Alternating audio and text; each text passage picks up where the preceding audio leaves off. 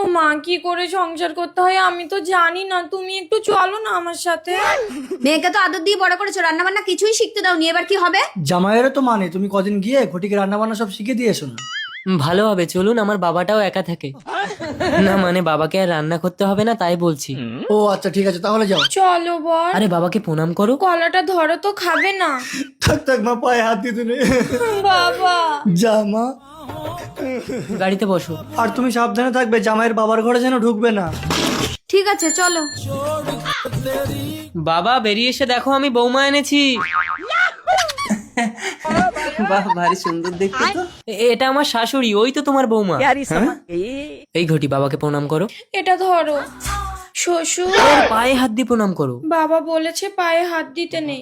আরে থাক থাক, পায়ে হাত দিতে নেই, বুকে এসো। দেখেছো, তোমার বাবা সব জানে। আরে আরে ছাড়ো ছাড়ো, আসলে আমার বাবার বিয়ে হয়নি তো, তাই একটু মেয়ে দেখলে কুরকুর করে। তার মানে তোমার বাবা অবিবাহিত? হ্যাঁ। চলে এসো ঘটি, শুয়ে পড়ো। আমি একা শোবো, মা শোবে না। আরে আজ আমাদের ফুল সজ্জা। ফুলসজ্জাটা কি? দাঁড়াও, মার কাছ থেকে শুনে আসি। আরে আরে, ওহো। মা, কি রে? ফুলসজ্জাটা কি গো মা?